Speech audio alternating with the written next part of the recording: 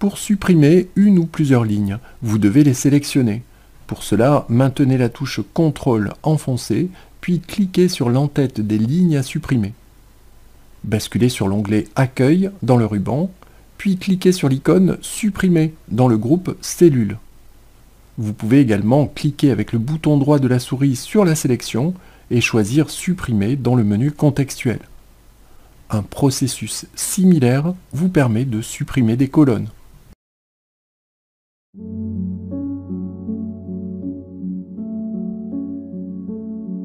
Pour insérer une ou plusieurs lignes, vous devez d'abord sélectionner autant de lignes que vous voulez en insérer. Basculez sur l'onglet Accueil dans le ruban, puis cliquez sur l'icône Insérer dans le groupe Cellules.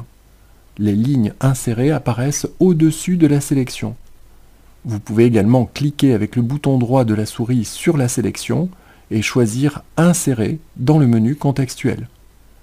Le même procédé peut être utilisé pour insérer des colonnes, mais cette fois vous devez sélectionner autant de colonnes que vous voulez en insérer. Les colonnes insérées apparaîtront à gauche de la sélection.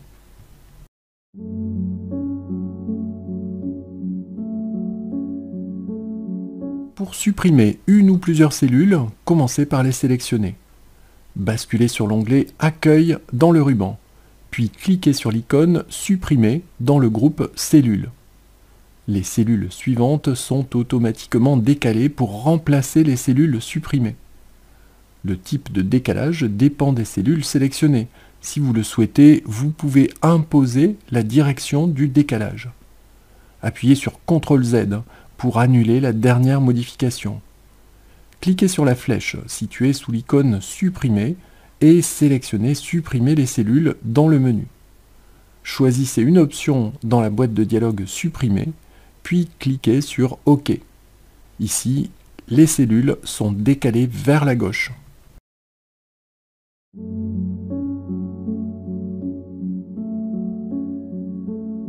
Dans cet exemple, nous allons supposer que la ligne représentant les ventes de Nathalie pour le mois de mai a été oubliée.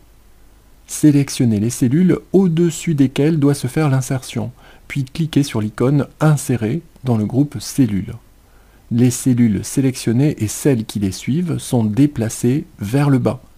Il ne vous reste plus qu'à insérer les données qui représentent les ventes de Nathalie pour le mois de mai.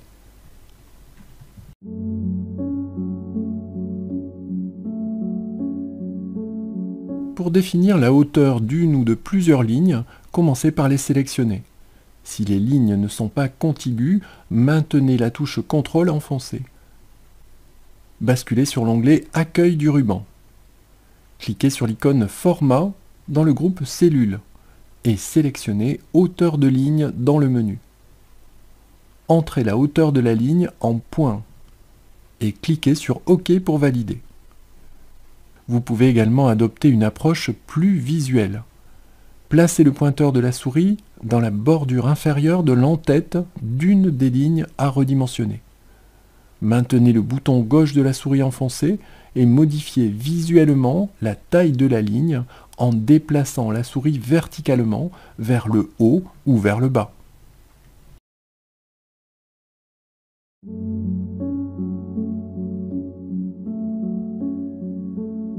Dans cet exemple, nous allons modifier la largeur de la colonne des vendeurs pour que son continu ne soit pas tronqué. Cliquez sur une cellule de la colonne Vendeurs. Sélectionnez l'onglet Accueil dans le ruban. Cliquez sur l'icône Format dans le groupe Cellules et choisissez Largeur de colonne dans le menu. Entrez une largeur en points et cliquez sur OK pour valider. Pour modifier la largeur d'une ou de plusieurs colonnes sélectionnées, vous pouvez adopter une approche plus visuelle. Placez le pointeur de la souris dans la bordure droite de l'entête d'une des colonnes à redimensionner. Maintenez le bouton gauche de la souris enfoncé et modifiez visuellement la largeur de la sélection en déplaçant la souris horizontalement vers la droite ou vers la gauche. Notez également qu'il est possible d'ajuster automatiquement la largeur d'une colonne à son contenu. Positionnez le pointeur dans la bordure droite de l'entête de la colonne à redimensionner et double-cliquez. La largeur de la colonne s'adapte automatiquement à son contenu. Si vous voulez que toutes les colonnes s'adaptent à leur contenu, sélectionnez la feuille de calcul dans son ensemble en cliquant sur la zone située à l'intersection des en-têtes de lignes et de colonnes ou en appuyant simultanément sur les touches CTRL et A du clavier. Puis double-cliquez sur la bordure droite d'un des en-têtes de colonne.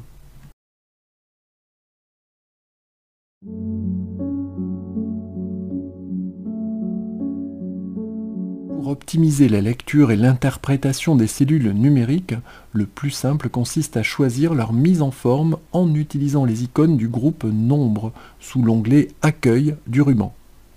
Choisissez une mise en forme prédéfinie dans la liste déroulante Format de nombre. Et, si nécessaire, retouchez son apparence en utilisant les icônes Comptabilité, Pourcentage, Séparateur de milliers, Ajouter une décimale et Réduire les décimales. Il est également possible de cliquer sur le lanceur de boîte de dialogue Nombre, la petite case en bas et à droite du groupe Nombre, pour afficher la boîte de dialogue Format de cellule et ainsi accéder à un plus grand nombre de paramètres.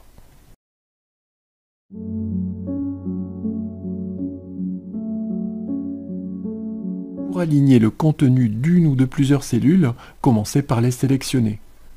Basculez sur l'onglet Accueil dans le ruban. Cliquez sur l'icône Format dans le groupe Cellules et choisissez Format de cellule dans le menu. Dans la boîte de dialogue Format de cellule, sélectionnez l'onglet Alignement et choisissez l'alignement et l'orientation du texte. Pour faire encore plus simple, vous pouvez utiliser les icônes du groupe Alignement. Ici, par exemple, nous centrons le contenu des cellules de la colonne B et nous appliquons une rotation de 90 degrés vers la gauche aux cellules sélectionnées.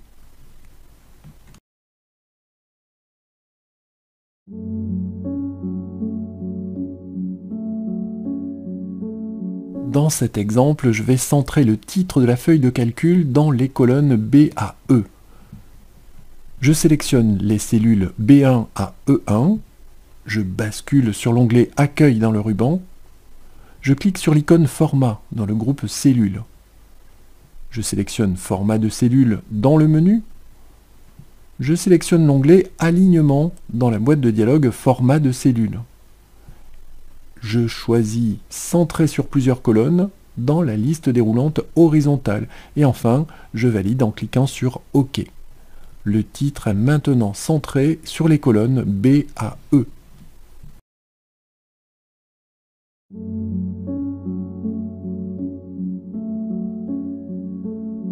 Sous l'onglet Accueil du ruban, vous pouvez utiliser le groupe Police pour modifier la police et le style d'un bloc de cellules sélectionné. Ici par exemple, nous appliquons une autre police aux cellules de la colonne B. Nous affectons un attribut gras à la ligne de total. Nous colorons en bleu les informations trimestrielles et nous définissons une bordure épaisse autour des cellules de titre.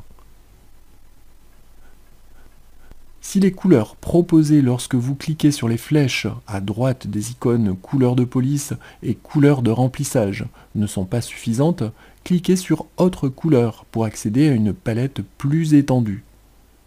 Si cela n'est toujours pas suffisant, basculez sur l'onglet Personnaliser. Vous aurez accès à une palette de 16 millions de couleurs. Si vous le souhaitez, vous pouvez définir vos couleurs par leurs composantes rouge, vert et bleu entre 0 et 255 ou par leur code hexadécimal entre dièse 000000 et dièse FF. Pour mettre rapidement en forme une plage de cellules, vous pouvez également utiliser la galerie Style de cellules. Sélectionnez la plage de cellules concernée.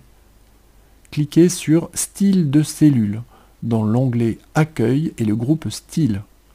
Et faites votre choix dans la galerie. Il suffit de pointer un style pour le prévisualiser dans la feuille de calcul et de cliquer pour l'appliquer à la sélection.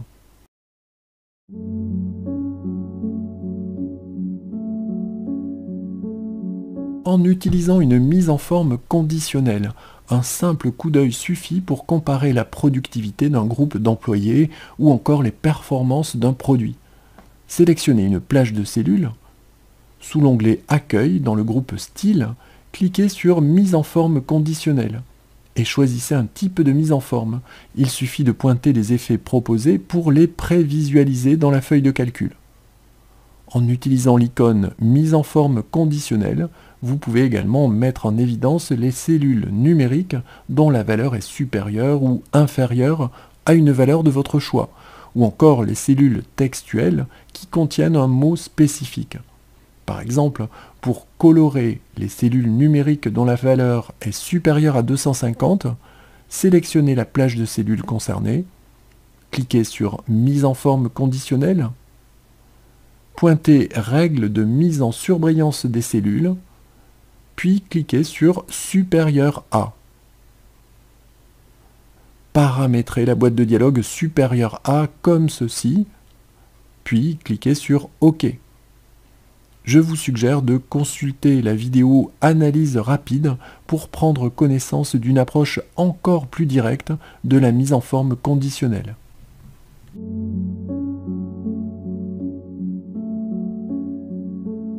Segment améliore les possibilités des tableaux croisés dynamiques et leur offre une grande flexibilité. Par leur intermédiaire, il est possible de segmenter et de filtrer les données de façon dynamique pour n'afficher que les éléments dont vous avez besoin. Pour illustrer cette fonctionnalité, nous allons utiliser un tableau comportant 4 colonnes: employés, hommes-femmes, montant et pays. Nous commençons par définir un tableau croisé dynamique en sélectionnant une cellule du tableau et en cliquant sur l'icône Tableau croisé dynamique sous l'onglet Insertion dans le groupe Tableau du ruban. La boîte de dialogue Tableau croisé dynamique à partir d'une table ou d'une plage s'affiche. Sélectionnez l'option Nouvelle feuille de calcul pour créer le tableau croisé dynamique dans une nouvelle feuille de calcul. Puis, cliquez sur OK. Incluez tous les champs dans le tableau croisé dynamique. Fermez le volet Champs de tableau croisé dynamique. Pour faciliter la compréhension des données résultantes, vous allez utiliser des segments. Sous l'onglet Analyse du tableau croisé dynamique, dans le groupe Filtré, cliquez sur Insérer un segment. Sélectionnez Hommes-Femmes et Pays.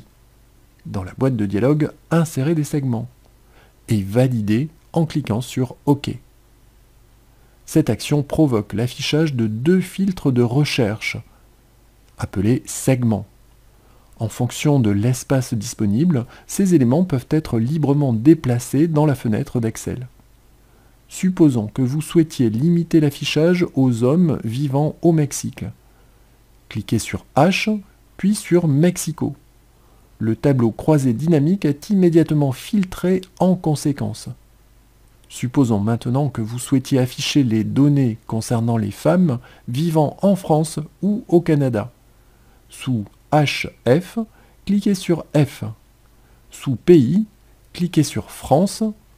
Maintenez la touche CTRL enfoncée et cliquez sur Canada. Le tableau croisé dynamique est mis à jour en conséquence. Pour annuler un filtre, cliquez sur l'icône « Effacer le filtre » dans la partie supérieure droite du segment correspondant. Et enfin, pour supprimer un segment, cliquez dessus et appuyez sur la touche « Supr » du clavier.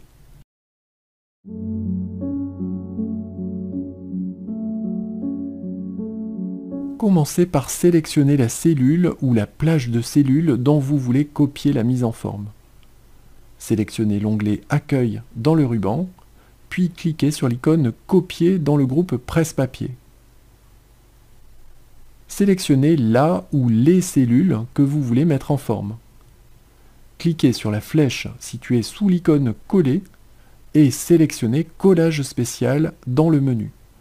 Cette action affiche la boîte de dialogue Collage spécial. Sous Coller, sélectionnez Format, puis cliquez sur OK.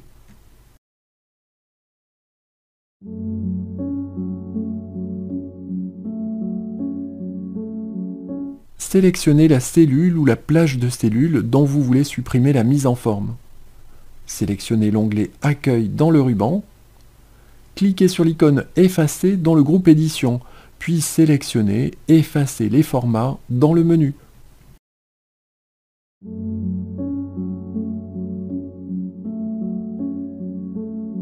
En quelques clics souris, vous pouvez changer radicalement l'allure d'une feuille de calcul en lui appliquant un thème.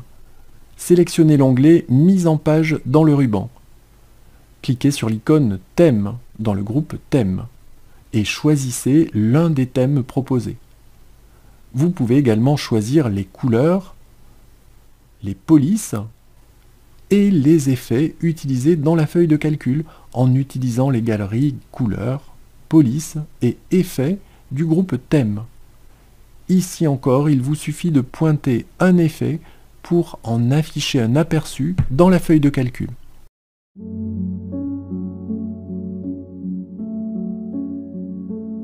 Si un classeur contient des données personnelles ou confidentielles, il peut être intéressant de le protéger en lecture ou en écriture.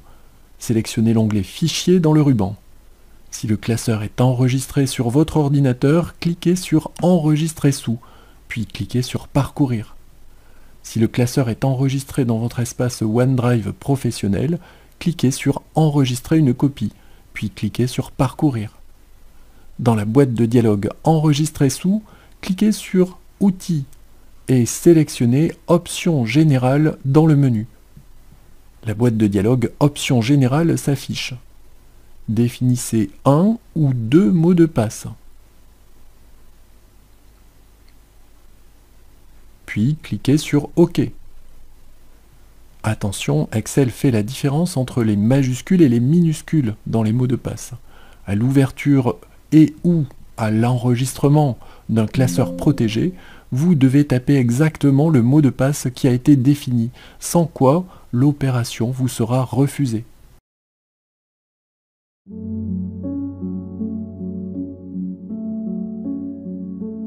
Lorsqu'une feuille de calcul est protégée, il n'est pas possible de modifier son contenu. Toutes ces cellules sont automatiquement verrouillées. Pour protéger une feuille de calcul, sélectionnez les cellules qui la composent. Basculez sur l'onglet Accueil dans le ruban. Cliquez sur l'icône Format dans le groupe Cellules et assurez-vous que la commande Verrouiller la cellule est active, c'est-à-dire que son icône est encadrée. Cliquez alors sur Protéger la feuille. Si nécessaire, définissez un mot de passe pour supprimer la protection de la feuille de calcul, puis définissez les actions autorisées dans la feuille. Validez en cliquant sur OK, et si vous aviez défini un mot de passe, confirmez-le en le saisissant à nouveau. Si vous essayez de modifier une cellule, une boîte de dialogue s'affiche et la cellule ne peut pas être modifiée. Pour supprimer la protection, cliquez sur l'icône Format dans le groupe Cellules et sélectionnez Ôter la protection de la feuille dans le menu. Si vous aviez défini un mot de passe, saisissez-le et validez en cliquant sur OK.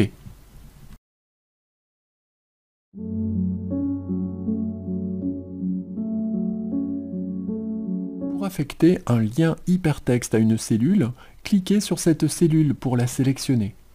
Basculez sur l'onglet Insertion dans le ruban, puis cliquez sur l'icône Lien dans le groupe Liens.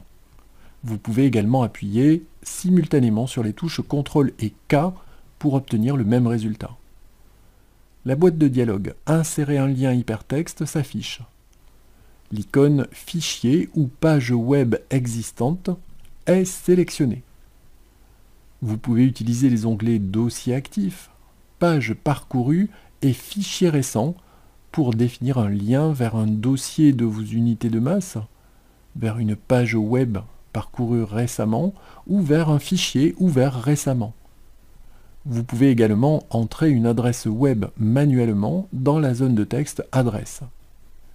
Si vous sélectionnez Emplacement dans ce document, vous pouvez définir un lien vers une feuille de calcul, une cellule ou une plage nommée du calcul. Si vous sélectionnez Créer un document, vous pouvez utiliser le lien pour créer un nouveau document. Si vous sélectionnez Adresse de courrier, vous pouvez créer un nouveau courrier en utilisant votre client de messagerie par défaut. Quel que soit le type du lien créé, cliquez sur OK. Le lien hypertexte est inséré dans la cellule. Pour accéder à l'élément ainsi référencé, que ce soit sur votre PC, sur le réseau local ou sur Internet, il suffit de cliquer sur la cellule. Si le lien fait référence à un classeur, il est ouvert dans Excel. Si le lien fait référence à un fichier d'un autre type, il est ouvert dans l'application qui est reliée à son extension.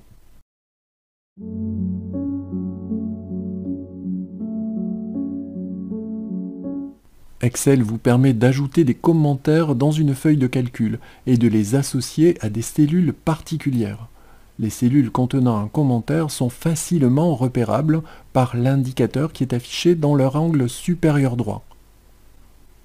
Pour insérer un commentaire dans une cellule, cliquez sur la cellule concernée. Basculez sur l'onglet Révision du ruban, puis cliquez sur l'icône Nouveau commentaire dans le groupe Commentaires. Entrez le commentaire, puis cliquez à l'extérieur de la boîte de saisie.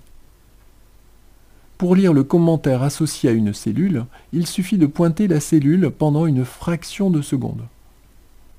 Pour afficher simultanément tous les commentaires, cliquez sur Afficher tous les commentaires dans le groupe Commentaires.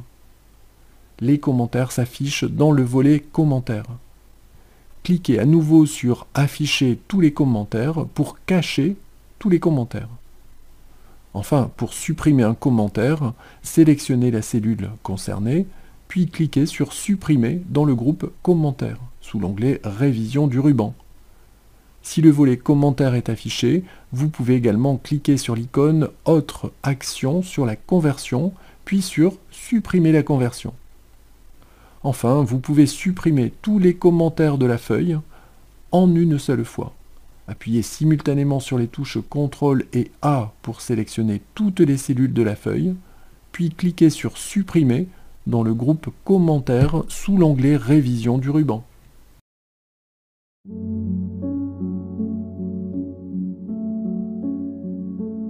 Lorsque les données d'une feuille de calcul sont en nombre trop important pour être affichées d'une seule traite dans la fenêtre d'Excel, il peut être intéressant de figer les lignes et colonnes de titres pour maintenir leur affichage lorsque vous agissez sur les barres de défilement.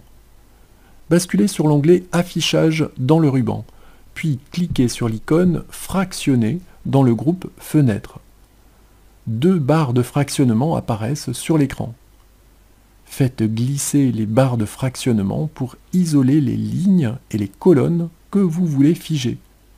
Pour faire glisser une barre de fractionnement, pointez-la avec la souris, maintenez le bouton gauche enfoncé et déplacez la souris jusqu'à la position souhaitée. Cliquez sur l'icône Figer les volets dans le groupe Fenêtres, puis choisissez Figer les volets dans le menu. Les lignes et les colonnes délimitées par des barres de fractionnement sont immédiatement gelées et deviennent insensibles à l'utilisation des barres de défilement. Pour débloquer les lignes et colonnes de titres, cliquez sur l'icône Figer les volets dans le groupe Fenêtres, puis choisissez Libérer les volets dans le menu. Cliquez enfin sur Fractionner dans le groupe Fenêtres pour dissimuler les barres de fractionnement.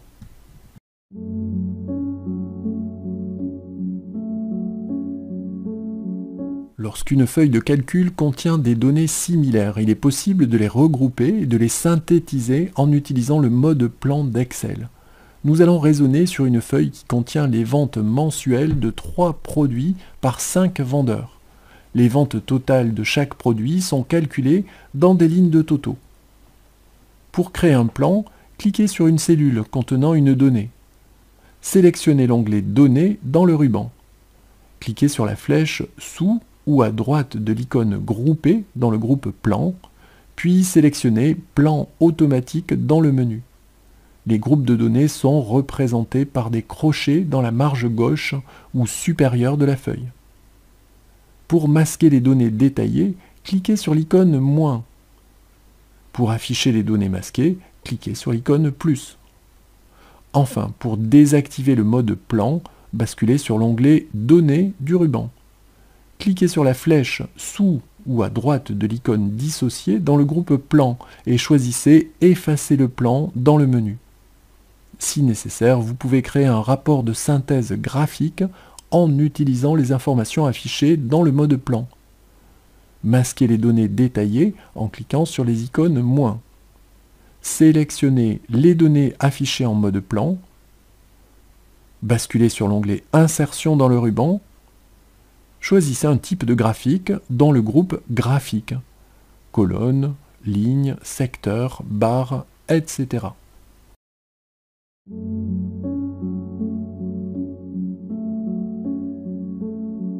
Pour afficher un aperçu avant impression d'une feuille de calcul, basculez sur l'onglet Fichier du ruban, puis cliquez sur Imprimer. L'aperçu est affiché dans la partie droite de la vue Backstage. Utilisez les contrôles affichés dans la partie gauche de la fenêtre pour choisir le nombre de copies à imprimer, les éléments à imprimer, l'orientation de l'impression, etc. Si les paramètres accessibles dans la vue Backstage ne sont pas suffisants, cliquez sur Mise en page. Les paramètres complémentaires sont regroupés sous plusieurs onglets. Vous pourrez par exemple modifier les marges de la feuille ou encore définir un en-tête ou un pied de page. Effectuez les réglages nécessaires, cliquez sur OK, puis sur Imprimer pour lancer l'impression.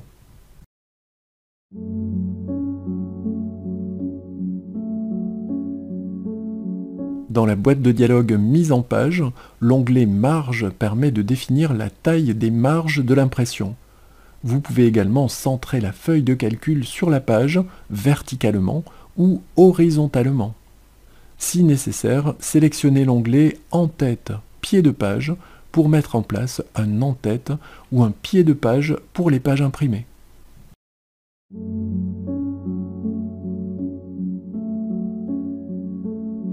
Les en-têtes et pieds de page sont des zones imprimées respectivement dans la partie supérieure et dans la partie inférieure des pages.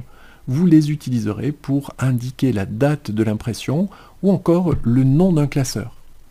Dans la vidéo précédente, vous avez vu qu'il était possible d'utiliser l'onglet En-tête, pied de page de la boîte de dialogue Mise en page pour définir l'en-tête et le pied de page. Pour aller plus loin, vous pouvez également utiliser l'onglet Insertion du ruban. Cliquez sur l'icône En-tête, pied dans le groupe Texte.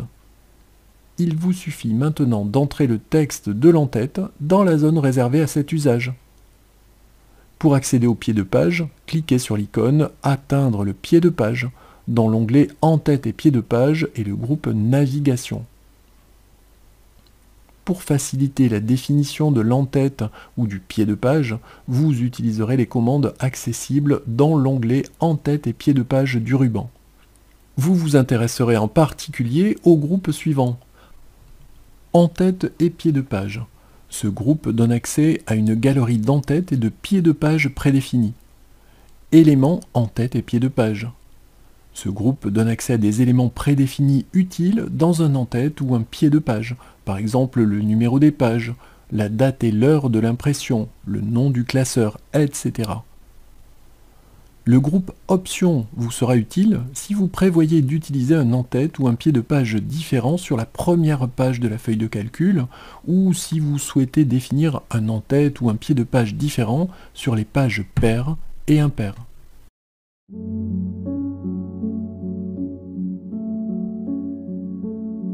Avant d'imprimer une feuille de calcul, il est souvent utile de la mettre en page. Sélectionnez l'onglet Mise en page dans le ruban et utilisez les commandes du groupe Mise en page. Vous pouvez définir les marges du document, l'orientation du document, la taille du document. Si vous voulez imprimer une plage de cellules, sélectionnez-la. Cliquez sur l'icône Zone Impr et choisissez Définir dans le menu. Vous pouvez définir un saut de page manuel, sélectionnez les cellules devant lesquelles vous souhaitez insérer un saut de page, cliquez sur l'icône Saut de page et choisissez Insérer un saut de page dans le menu. vous pouvez définir une image d'arrière-plan issue des mémoires de masse de l'ordinateur, de votre espace OneDrive professionnel ou trouvé sur Bing Images. Cliquez sur Arrière-plan et désignez l'image à utiliser. Si vous voulez répéter une ligne de titre dans la partie supérieure ou une colonne dans la partie gauche des pages imprimées, cliquez sur l'icône Imprimer les titres et spécifiez les lignes ou les colonnes à répéter.